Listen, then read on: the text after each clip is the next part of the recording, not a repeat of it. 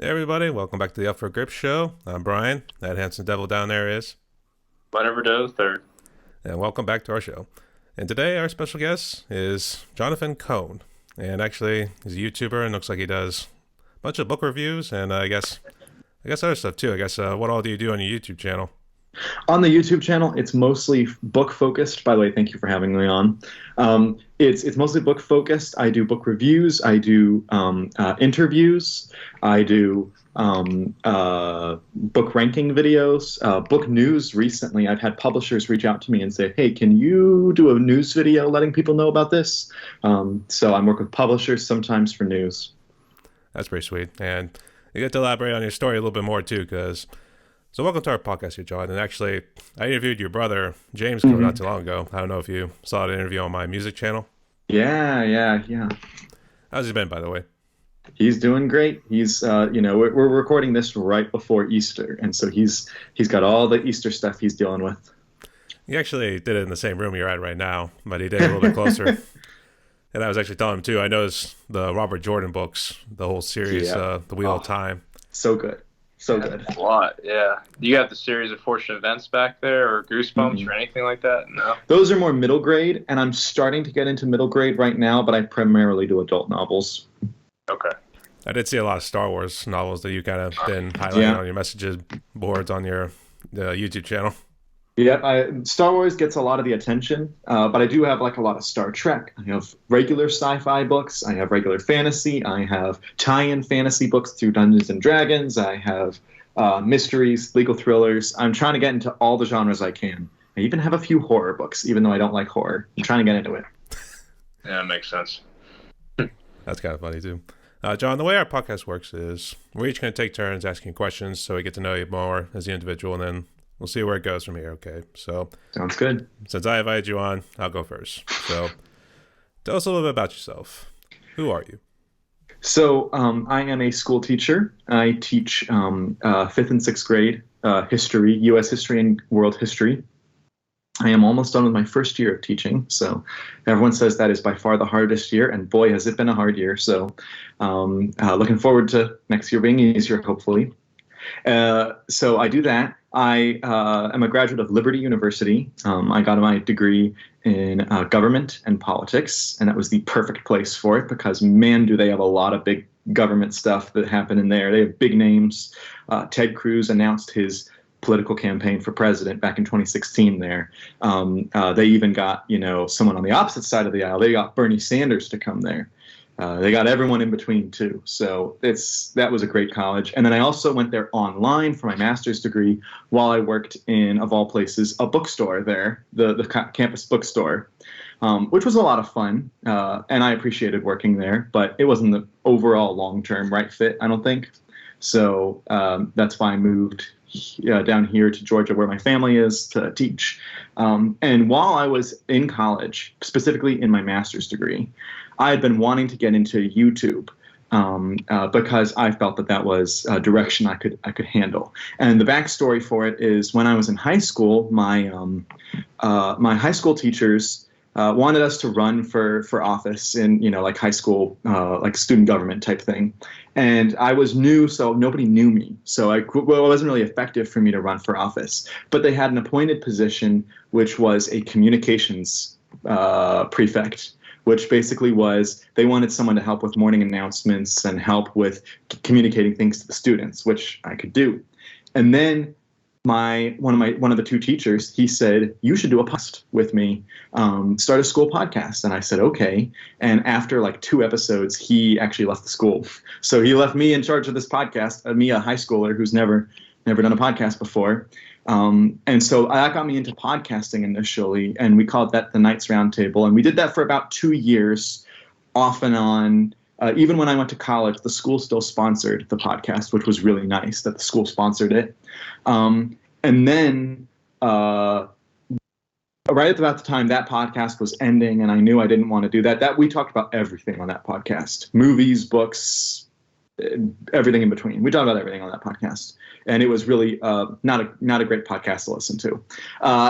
That being said, I learned a lot of skills there, and so a friend of mine, he and I talked, and we were saying, we could do a Star Wars podcast. And so in 2020, we started that, and we've been 130 episodes, and we're still going strong. We just recorded last night. We did 2 episodes back to back for that, so we're still doing that. But that got me, and I really started becoming a better podcaster there, good at honing topics and inviting guests and stuff like that.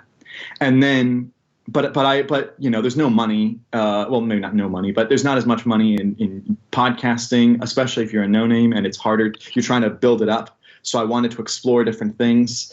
And also I wanted something specifically for books, because books is my passion. Like, books is where I wanted to go. And I thought perhaps I could make a career on YouTube. And so I started my YouTube channel with like no subscribers, just to start a YouTube channel talking about books. And first I was grateful that a lot of my friends subscribed, even though they don't care about books, because they were my friends. And then that helped the algorithm, and I just kind of got lucky with some things, and I found out what works and what doesn't work in the algorithm. And so I've been posting 3 to 4 videos each week ever since I started. They're either book reviews, live streams talking about books, interviews with authors, things like that. Wow, that's pretty amazing. How many subscribers do you have? At the moment, I am just on I've had a continuous growth track. In my first 6 months, I made about like 300 or 400 subscribers, and then within a year after that, I gained like 2,000 after that. So it seems to be going up in the right direction properly. I haven't stagnated yet. Right. Well, I tell you what, this is definitely not one of those questions that I've given to you, but it just came to mind right now. So, do you think people like books that are more digital or more like paper copy? Because like personally, me, paper copy feels like you got the book, it's in your hands, you feel like you're part of the story. Well, there's a lot of variety to it, and there's different people have different tastes. So it's not like there's a specific like this is the way for reading. That being said, me personally, I'm a physical book reader. I do every book I do physically. I tell people the only ebooks I do are for like people I know who are sending me books that are like I'm reading them as like a beta reader or even an alpha reader. Like those are like 1 in like 1,000. I do not do ebooks that much because it's just not my reading style. And then I only do audiobooks if it's a reread. So that's me. But one of my favorite authors has taught me, who's an industry expert, Brandon Sanderson. He talks about how book sales for him and for a lot of authors, it's like 90% ebook now. And so because it's so ebook heavy, that's where the readers are. And so that's where the money is. That's one reason why Amazon and other places like that do so well with book publishing, is that they sell a lot of digital copies, which cost them like pennies to produce. Whereas a physical copy, you may spend $30 on it, but it costs, a lot of money to make it. And then a lot of money has to go to the author, and then a lot of money has to go to the shipping and stuff like that. So it's much more cost effective to just do ebooks. Right. There's a big process of doing it. I would say, I think I tried doing it on my iPad the one time with just a straight up ebook. It was actually one of those epic fantasies. Do you know Steve Erickson by any chance? Mm-hmm. Yeah, he did the Malazan Book of the Fallen. That he did. I think he did about 10 books there, and then he did a sequel series, and he has someone else that's also working on the series. I forgot the other person's name at the moment. Ian S. Amount. Yeah. Ian S. Amount. Yeah. Mm-hmm. I at least know a little bit of it, but I only read I'm at book number 8 right now, but I should have been done with it a long time ago. But it's a long series. It is, yeah. It's a hard series. Like, people talk about other fantasy series being difficult to get into, and I've read my fair share. I'm not by no means, I would say, a fantasy expert, but I've read, a lot of fantasy books, and man, is the Malazan series hard to get into, even though like it's well written and well produced. It's difficult. I think it's because he jumps too much. You don't know, sometimes you get the chapters, for instance, or in case of George R. R. Martin's Song of Fire and Ice, it would just be Ice and Fire. I always pronounce that wrong, but you get the idea. But it's the chapters are listed by the character's name in that case. Right. So and I feel like The connections are a little bit more obvious in A Song of Ice and Fire because they're able to have like the houses, and you can see how does it connect to the houses. Oh, these are all the Stark family. These are all the Lannisters. These are all the Targaryens. It's an easy delineation, and then when you can expand beyond that. Like book one starts really focused on the Stark family and maybe a little bit on like the, but you're primarily those people, and then you spread out. So when you start smaller, it's easier to branch out to new characters. But if you start with just a crazy amount of new characters and they don't have as obvious character connections, it's harder to get into them. Case in point, Wheel of Time starts primarily just with one protagonist in book one. It really is Rand's book at the beginning of that book. And then about 2/3 of the way through, the other characters who are on the journey with him, you start seeing their perspective. And so it's easier then. And then each successive book branches out even further. So by the last book, there are hundreds of perspectives, but you've earned the way there. Whereas something like in Star Wars, they have this thing called the High Republic, which I'm loving. But in that High Republic, they just started with like 30 plus characters point of views in the first book and just threw them at you, and they were like, figure it out. And a lot of them were just Jedi, so they couldn't differentiate them by their jobs or anything, so it's a little bit harder to differentiate them. So a lot of people were turned off by that as readers. So you have to find a balance, because you don't want to, in a big epic fantasy, you don't want to just have a single character, because then you get more into like the YA style. You'll want to have a big cast, but you don't want to turn off audiences because you want to make money as an author. I guess that also kind of leads into this question here. I guess given what you have listed there, would you say that it's part of the reason what makes a good story, or do you think there's other things that make a good story? So there's a lot of elements to it. Primarily, there has to be a blend. You have to have good characters, obviously. You have to have a good plot for me, although some people like books where you have no plot. But for me, you have to have a plot, and then you have to have good themes.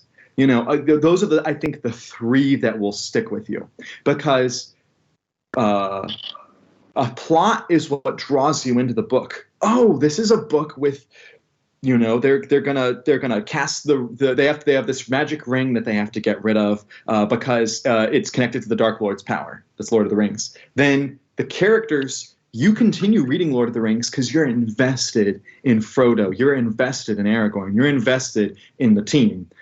Maybe not so much Tom Bombadil, but you're still invested in them, in the characters. And then the themes are what make the book stay around afterwards. So the most important books to me are the ones where the themes resonated with me, that I think about those themes afterwards. Themes about love, themes about self-sacrifice, themes about religion and politics and things like that. And so, and if you nail one of the three things, you're probably going to have an entertaining story. But if you nail all three of the things, then to me, you have like an elevated literature element to the book.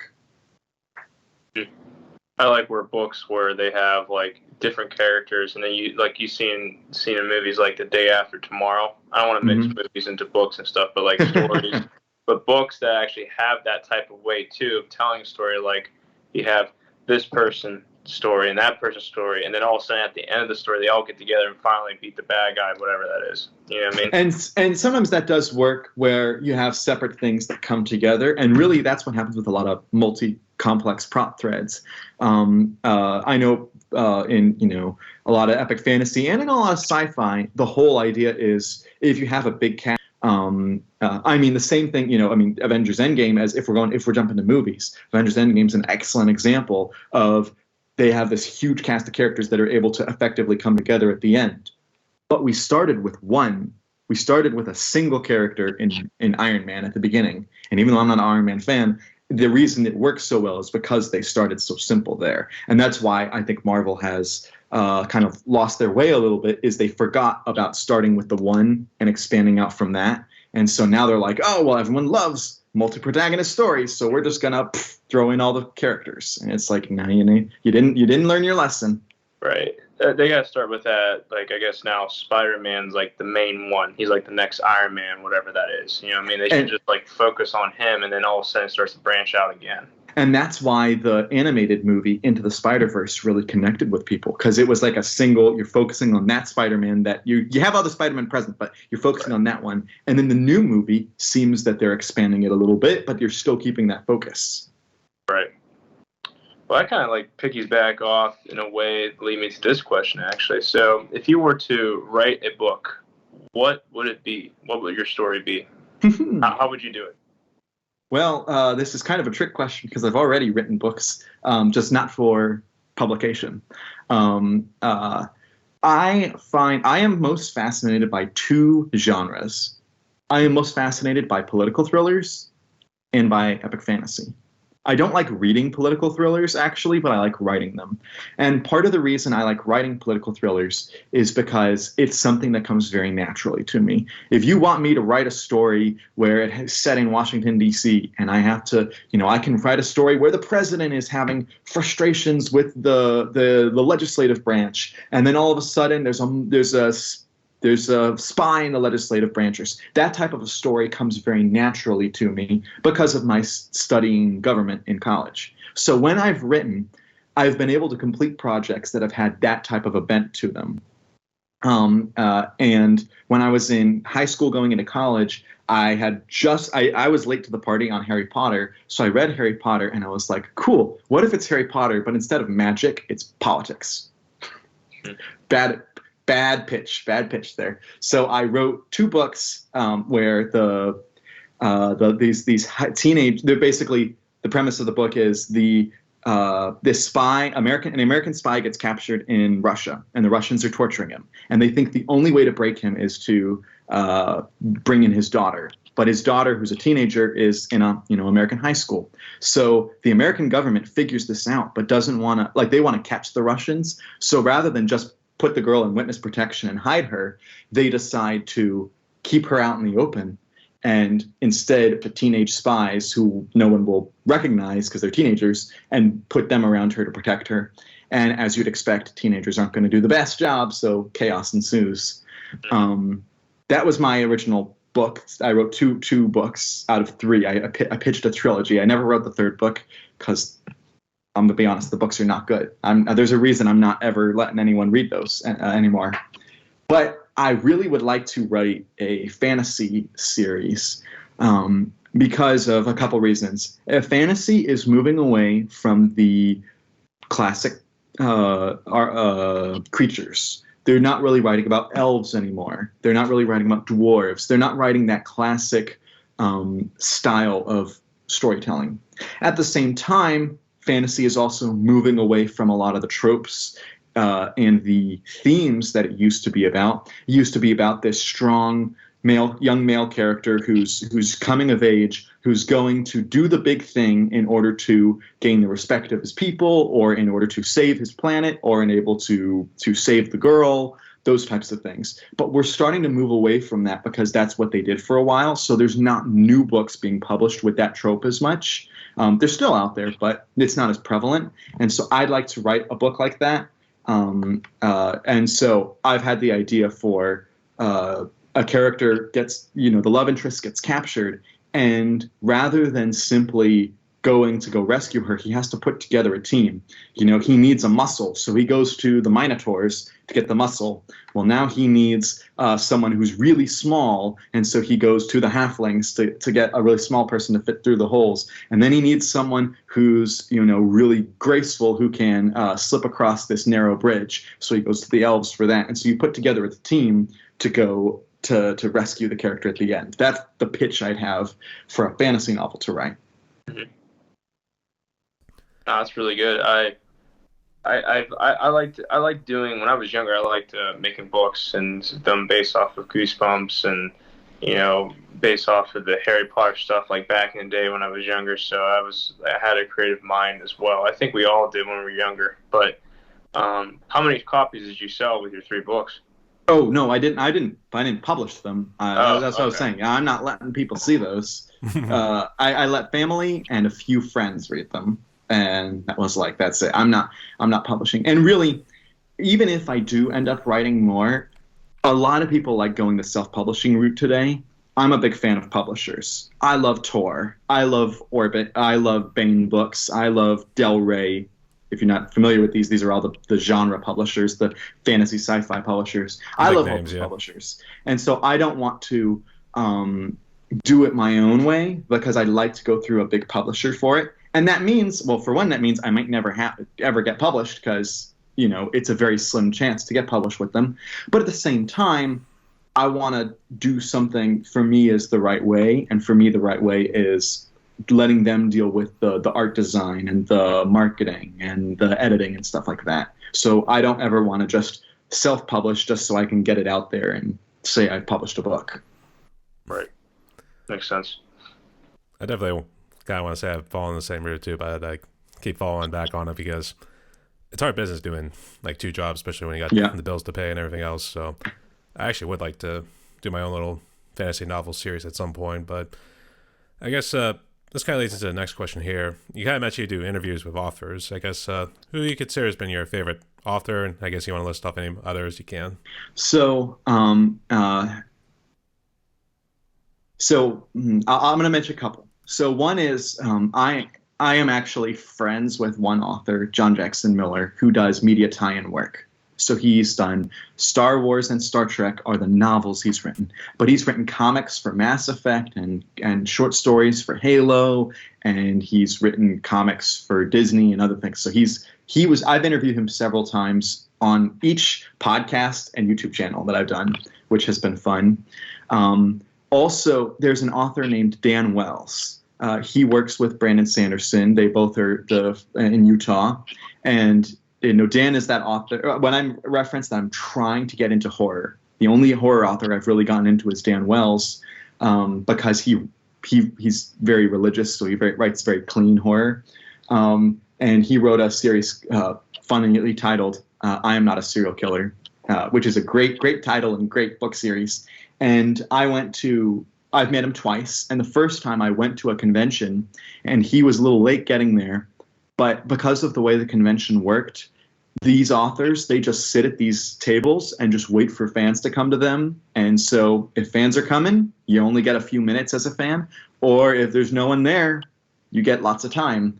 Well, at the time, none of his fans were at that convention yet, so I got to spend like 45 minutes. Later on, I actually interviewed him at another convention, and I actually legitimately recorded it. And that was just a blast to do that. And I've met and interviewed a couple other people. Recently, the publisher Baen reached out to me and said, "Can you interview authors if we set it up?" And I was like, "Sure." And they said, "By the way, you'll be interviewing 4 authors at once." And I was like, "Okay, I've never done that before, but sure." You don't turn down these interviews. You do not say no to these things because you never know if you're going to get it again. So that was a lot of fun to do. That's really cool. 4 at once. Yeah. I guess how were you able to just say you had to go by names, say hey, this question's for you, this question's for you. Oh yeah, it was, and they all knew. I sent them the outline of the conversation ahead of time, and also because we were talking about short stories, I started out, all right, so this short story I'm going to talk about first, and so they all knew, oh, this is this person, so they're not talking to me. So we just kind of round table the discussion. Yeah, that's pretty good organization there. Well, I tell you this, I've going back to 2 conversations ago that we had. Okay, just think of this. So do you think that some books have come to life in the real world? Because I'll give you an example. My dad actually met this one military guy. Okay, but his friends that were in the military, I don't know what branch, I don't know what section, but I'm just giving you a general consensus. But they had to do a mission down at Antarctica. Okay, and literally, this is a true story, and this is the story that he told, but it's kind of confidential, so maybe the government will get involved and hear this. I don't know, but they actually were seeing giants. They seen huge humanoid people, they had to go on a mission and destroy. And he got that feedback back to him, the guy that was talking to my own father. So he said they were huge, they were tall. So like stories like giants, and like even in the Bible about giants, all that stuff. Like it's crazy. Like some stories I believe are true.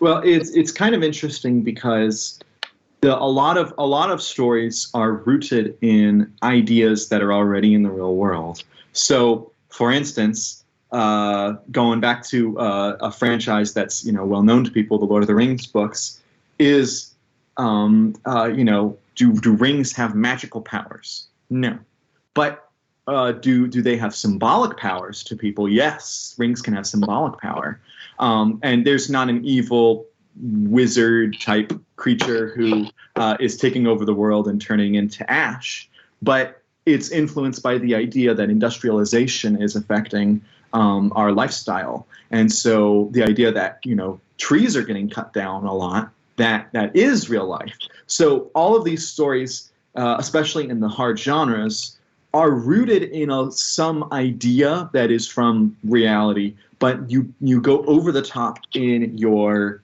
fantasy elements or in your science fiction elements or your horror elements to try to make the story A, more entertaining, and B, not too scary, because you don't necessarily want your audience to feel that they're just reading history. If your book is too realistic, oftentimes people feel like it's not an escape. That's the problem that a lot of movies have. When you look at the movies, the awards movies are not the hard genres. The awards movies are the ones that are super duper realistic, and they're super sad and they're super serious. But that's like a lot of people's lives. I don't want to spend my money going to the movie theater doing that. I want to have fun. I want to be entertained by my product. So the products that don't necessarily win the awards but make all the money are your Star Warses, your Super Mario Brothers, your Marvel, where they take or for fantasy Lord of the Rings, where they take the crazy elements up and make it just super entertaining. But there's these deep themes, these deep ideas that do resonate with us and make you think, maybe we shouldn't be cutting down this forest, or maybe taking over other people's land isn't always the best idea. So even if elves aren't necessarily real, there isn't a magical race of people who have blonde hair, who have pointy ears, but maybe there are peoples in Earth who have had pointy ears because of things that have happened, and so someone met those people and was like, oh cool, I'm going to tell someone else, and eventually that became how we got the idea of elves. Yeah, because it's crazy because like some things like in stories, like especially the horror stories, like some people like seeing that stuff in real life, you know what I mean, and it's like that's why I don't watch horror stories. That's why I don't read about horror stories, because even people that don't believe in the spiritual side of things or believer in Jesus, like some people are just like taken off by it. It doesn't matter if you're a believer or not. I generally avoid horror. I do like creature horror. Like there's a monster under the bed. I can do that. That's fine. But once you're getting into the spiritual element where it's like exorcisms or things like that, I'm like, they're getting a little too real for me. So that's why I don't like that either. Or basically getting possessed by a Wendigo sword demon. Right. Okay, That was the joke in one of the cartoons that's like a spoof, a parody channel. There's like all the bad guys are fighting, and Darth Vader cuts off Sauron's hand, and his ring goes flying. And Sauron's immediately reaction is, "My wife's gonna kill me." Well, that makes sense too. But I guess this guy jumps here to one of my last questions. But regardless, which genre do you think delivers like the best message? Because I think for fantasy, I think now we're kind of suffering from what I call the GOT effect, Game of Thrones, where everything's now kind of a political thriller. There's not too much like magic involved here and there, but maybe there's a bit of an underlying story kind of involved here and there. But I guess, what do you think of that? So that's difficult. For a while, I always appreciated the fantasy tropes over other tropes. So science fiction was about technology. It was about the future. It was about this idea that the constraints of our world, and for a lot of science fiction authors, this was included religion. that religion is holding us back. So in this science fiction futuristic world, religion is not as important. So because of that, it's harder for me oftentimes to get into these science fiction novels like that because the themes are so anti-religion in some ways. Whereas fantasy for a long time was about looking at the past.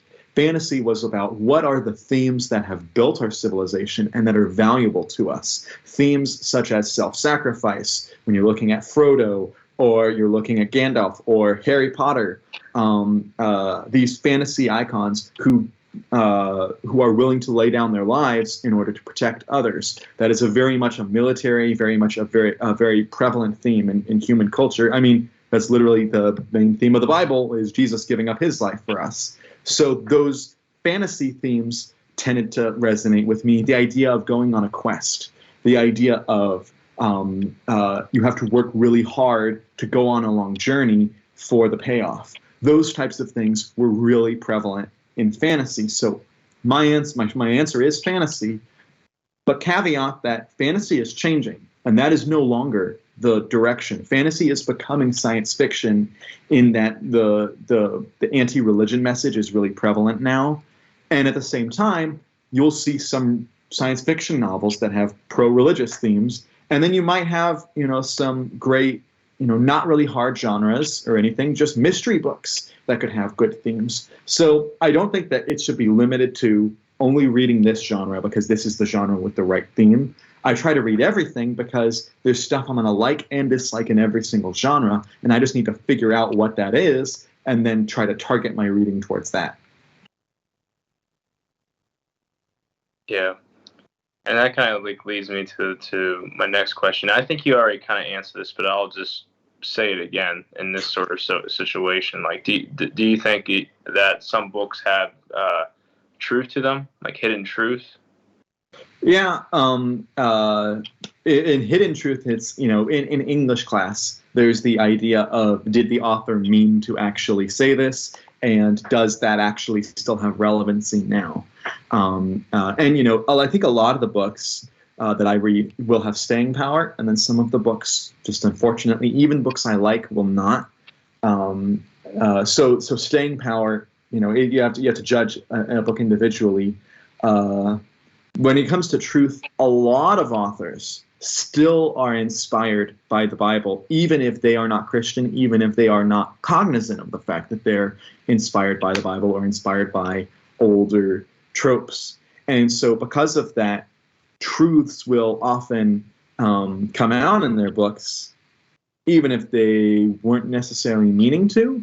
It's like the idea of it's not the right phrase. I don't know the phrase that goes with it. The closest one I'm thinking of is like the blind squirrel can get an acorn.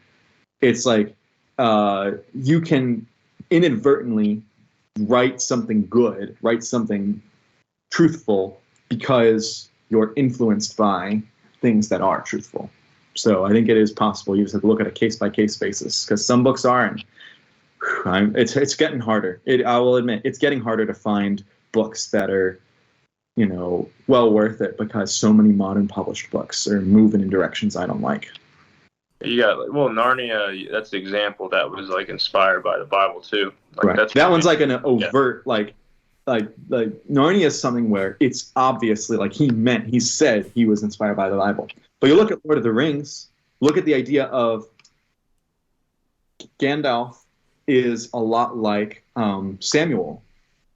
Samuel was looking for who's the next big leader of Israel. The next big important person was not the big muscular character. It wasn't the graceful character. It wasn't anything like that. He went to the smallest of small people, and he found a hobbit who, and not just an ordinary hobbit, just like a little kid basically in Frodo, who is basically a lot like David. And what does David do? He doesn't have big swords. He just has the ring that at his side, and he goes to defeat the big giant, Sauron. Now, he didn't base it off the Bible, and he doesn't like allegory like that. So he doesn't like when people say that. But the themes of the Bible were obviously like the themes, whether he meant to or not.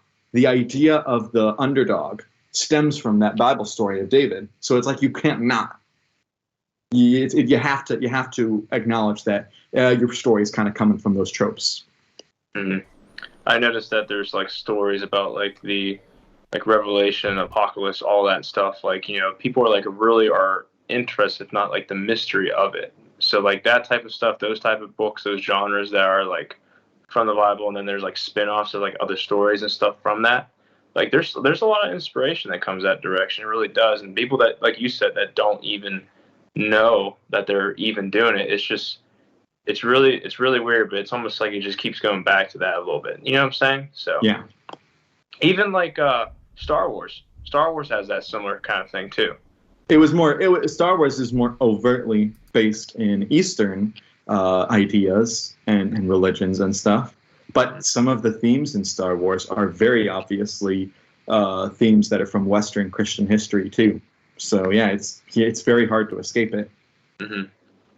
I was thinking there was sort of the fortune teller effect, as I think it was our last interview we did, Lenny, with Elliot, where I guess it was a Simpsons episode that kind of foretold 9/11. So that's freaky. Like everything that they have on there, it seems like it just comes true. Like for example, 9/11, you know, like Trump being president, or just like, you know, even like Lisa, like they have like an outfit that looks like Kamala Harris, how she's wearing. So it's like it's kind of weird how they're, you know, yeah. I guess, yeah. John, have you seen something like that where an author kind of wrote something that was meant to be like not true and then ended up coming to life? Have you ever seen something like that?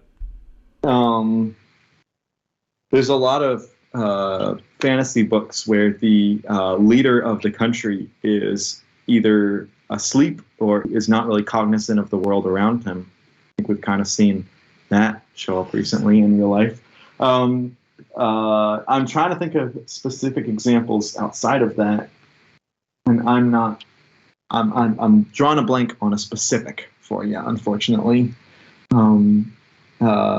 I guess everyone points to 1984, so I'm not going to point to that. Oh, Animal Farm. That's what I'll point to. I'll do another Orwell. Animal Farm. The idea that the way cancel culture kind of is I think influenced by those ideas as well. And even though there's always been this element of cancel culture, it's not been prevalent until recently. But it was kind of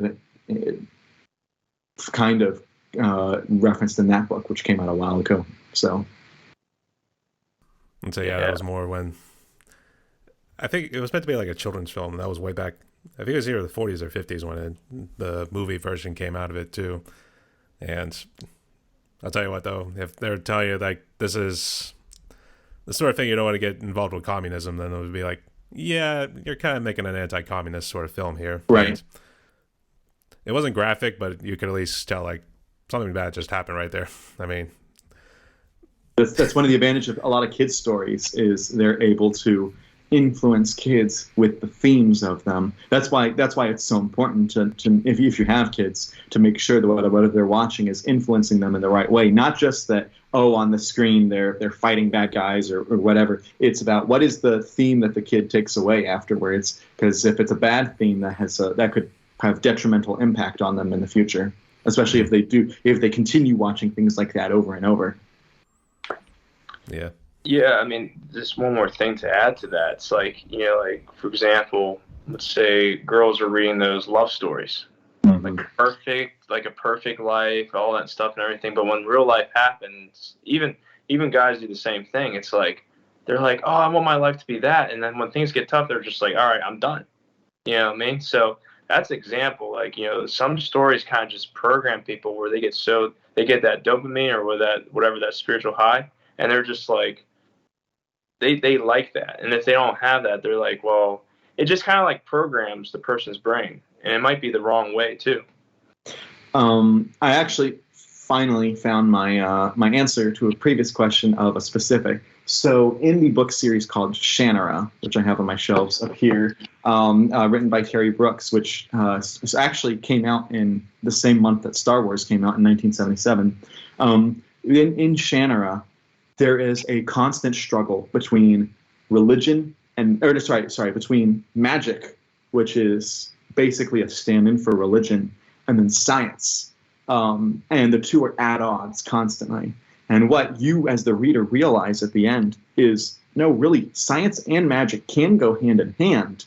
But there's the people who are like very much science only, and if you even believe in a god, you are a crazy person. Or the opposite, which is you can't believe, like, don't ever believe any science. If the scientists are putting something out, it's probably not true. Like, you have people on those two sides, and it's like, no, you can actually believe in science and in religion together, and they can work quite well.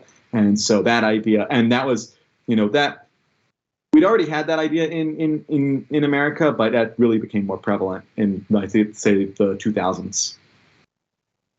Yeah, I think it happened more after 9/11 too, and that was more the rise of the new atheists during those times. Right.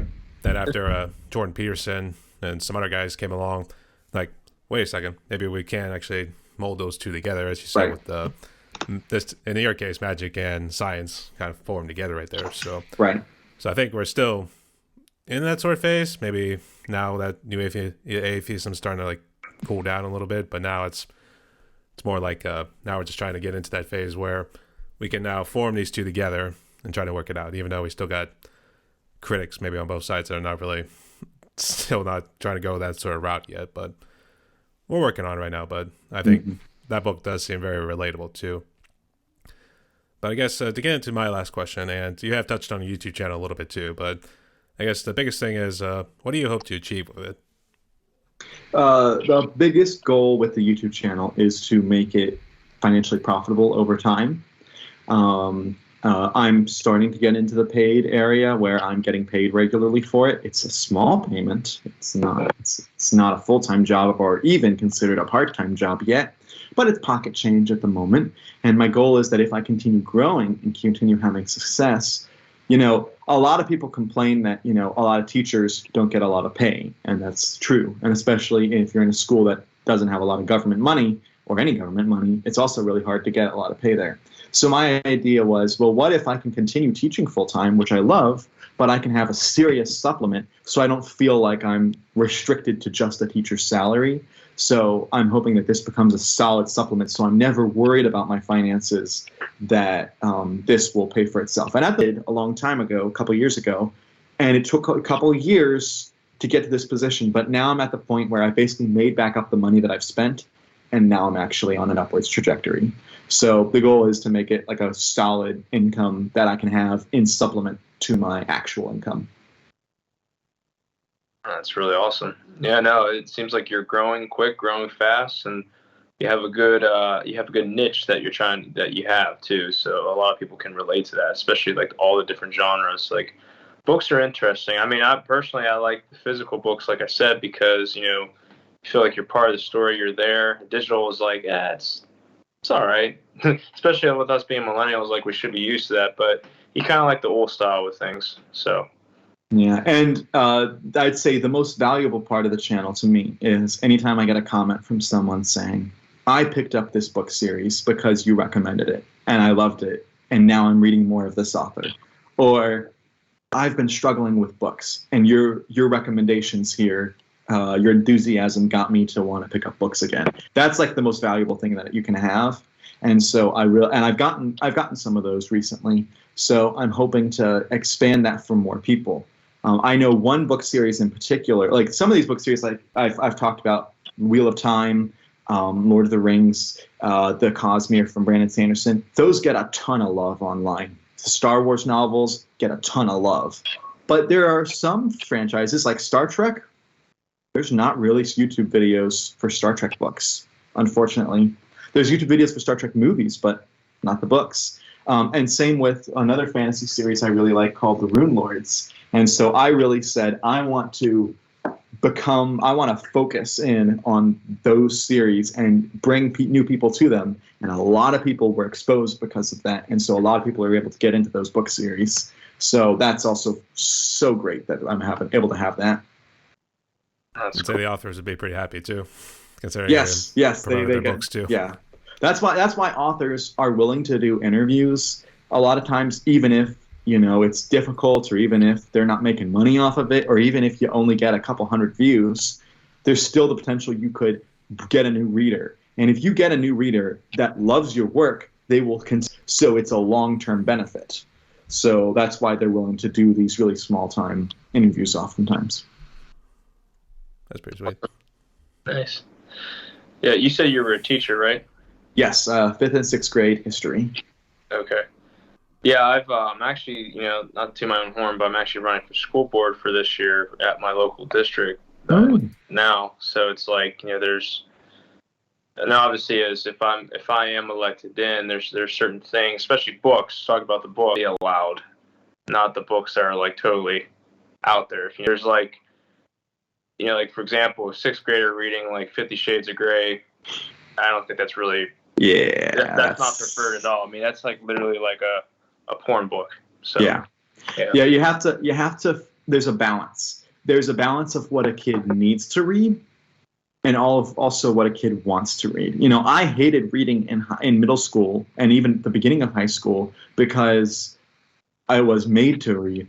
It wasn't until I made the conscious decision on my own to pick up something that I picked up a Star Wars novel. No teacher is ever going to make us read Star Wars in school. I just picked it up because it had a cool cover and I had Darth Vader and the Emperor on it. I was like, that's pretty cool. And I read it and I was like, that was so much fun. It's like watching a Star Wars book. And then I was like, there's more of these. There's hundreds of these. And then I was like, well, what if I could do that? But instead, what if there's like more to Lord of the Rings than just the movies? Well, there's more to the genre than that. So I found something that I was interested in. So I encourage my students, a lot of my boys are into sports. So I'm trying to find sports books. Some of them are into Among Us. So I'm trying to find like an Among Us book. And you may think that's bizarre. Why would you want an Among Us book? But if that's what gets their foot in the door, that's what they need. So I'm trying to explore those ways. So I'm personally trying to get into middle grade, which is for like 5th through 8th graders books. I'm trying to get into that, and it's really hard for me because I don't naturally like that subgenre. But I'm trying to figure out what would my kids like because I want them to love to read. That's even to me more important than the historical facts that I teach. More like the facts, knowing who the presidents were and stuff is good to know. But to me, I want to teach the skills of studying and reading, but I also want to teach the love of reading, and that's way more important than the facts itself.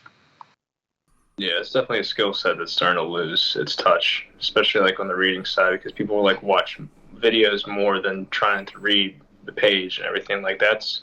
People don't think it's just second nature, and it's just like, oh, it's just reading. But some kids they're being lazy to not read.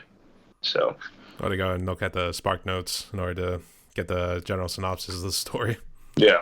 Not that I ever did that as a kid, where, pretty bright kids in there, all but one of the kids, all of them but one, out of it were like 15 kids, decided to skip the book and just do the Spark Notes version and then write their essay and take the test and stuff after that. But one kid decided to read the whole book. He was the only kid to not get an A on the test. Every other student got an A, and he was the only one who didn't. He was so mad. He was like, I put in the work. I did the hard stuff, and it was just because it was hard. It was hard for him with the testing design, and everyone else was like good test takers. So that's why they got it. But still, it was really funny. He's like, he was the only one who read the book. I guess let's just go the easy route then. The next time he for sure, I know he just did Spark Notes version. Work harder, not smart, or work smarter, not harder. That's right. Yeah. I guess so. All right. I guess Lenny, did you have any other questions? No, I'm good. You answered them perfectly, and hey, thanks for coming on, man. We appreciate it. This is a blast. I do have to ask, which I'm just gonna go with my 3 authors because the ones I do know, because I haven't had much of a chance to do a whole lot of reading. But which ones were your favorite books out of Robert Jordan, George R.R. Martin, and Steven Erikson? Okay, so I'll start with Steven Erikson because I've only read one of his books. Because I read Gardens of the Moon and I struggled with it. I'm sorry, it's not for me.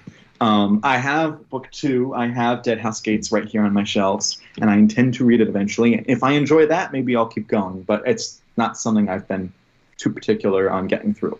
So I apologize that I can't answer that one. That being said, for Robert Jordan, my favorite Robert Jordan one's one he didn't actually write.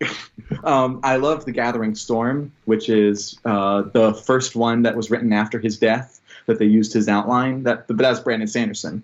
So I won't say that. So my favorite Robert Jordan novel is either The Shadow Rising, with the fourth one, that's like everyone's favorite, or Knife of Dreams, which was his last one, which was just superb. So either one of those. And then for George Martin, see if I can reach it. The best Game of Thrones book for me is A Game of Thrones. I think that the series went downhill in production, in the books. I feel like the first book was the best, and he did a really good job with it. And then books 2 and 3 were still very good, but he started to lose focus. And then by books 4 and 5, everything was off the rails. But book 1 is the best of those. But his best book is not one of those books. His best book that I've read is A Knight of the Seven Kingdoms, which is a collection of 3 novellas that are all about Sir Duncan the Tall and Aegon Targaryen. It's a superb novella collection. And I personally would rather see more of these than to see him finish Winds of Winter and A Dream of Spring. But I know the fandom would kill me for that, because they want Winds of Winter. So I'm like, okay, it's fine if we don't get more. But that's what I want more of, because this is more appropriate and this is more classic in design. I honestly keep checking to see when he's doing Winds of Winter, to be honest, but it seems like he's putting it on the back burner for some reason. And that's a interesting discussion. We don't have to go into it, but the idea of the plotter, the architect versus the gardener versus the discovery writer, because George Martin doesn't know where he's going. He's just kind of writing this as he's going along. He has vague ideas, but he doesn't know. So because of that, he takes forever on his books. Then you look at plotters. Kevin J. Anderson, he writes science fiction. Anytime he starts a book, he outlines chapter by chapter what is going to happen, character by character what's going to happen. He knows before he even writes the first word of the novel everything that's happening, so that when he starts writing, he can just write through. So he never delays a book. He never says, oh man, I have writer's block. You can't have writer's block if you have outlined everything, because you know what's going to happen. So I tend to be in the plotter's version, because I like when my authors turn in their books on time. But people tend to say that discovery writers have better prose, have better writing style, and also it's more surprising. So there's an advantage to that. But yeah, the fact that he hasn't turned in his books in years is just despicable. Sadly, yes. I actually did read up till book 8 and Stephen Erickson's, and you got to really dig into it too. I know Dead House Gates, it is a bit of a hard read, because I think it all takes place kind of on the same continent, but it's different parts of it, for instance. Right. Everyone says it's an easier read than Gardens of the Moon, and Gardens of the Moon was hard. So if it is an easier read, that might help me. I think it's only easier because it wasn't like the prologue was just taking place this amount of years ago with this character, and then it just jumps, I don't know how many years later, and then we're on this different continent on this war that's been going on for a while now. So right, I get the mystery element, but I feel like you had to lead into it a little bit. So I don't know. I think that's kind of how it's kind of influencing my story, at least a little bit. But hopefully I would like to share it with you one of these days, but have to. Oh, that'd be nice. We got to work on it, though. In fact, I'm burned out as recently, so I think at one point I'm going to need a break after this. But other than that, I mean, that's really all I had. I was trying to think of anything else, but are we all good here? Yeah. Thank you so much for having me on. Yeah, no problem. Thank you. All right. Thank you guys for coming on. Y'all take care right now. Make sure you guys head over to John's channel, I guess. So where else can they reach you at? So my YouTube channel is Jonathan Koan, so just search it, or do the @Jonathan Koan in YouTube. You'll find it. You can find my Twitter @Jonathan Koan. My Facebook's restricted to just actual friends, so I wouldn't recommend that. Goodreads, you can find my Goodreads Jonathan Koan on Goodreads. You can follow me. I'm not doing friend requests there, but you can follow me so you can see my written book reviews. I also write Star Trek book reviews for the website Roku Depot. My friend Steven runs that, and so I write book reviews for him. And then I also do the Star Wars Star Wars podcast. We run it through Simplecast, but you can get it wherever you got podcasts, iTunes, Google Play, whatever. You can find our podcast, which is called Two Sons with an O, Two Sons of Tatooine, which is a lot of fun. If you want Star Wars discussions and two very different Star Wars fans, you should come check it out. Absolutely. It's really true. He keeps us so busy, that's for sure. All right. Mm-hmm. All right. John, thank you again so much for coming on. You take care. Oh, it was a pleasure. Tell James we said hey.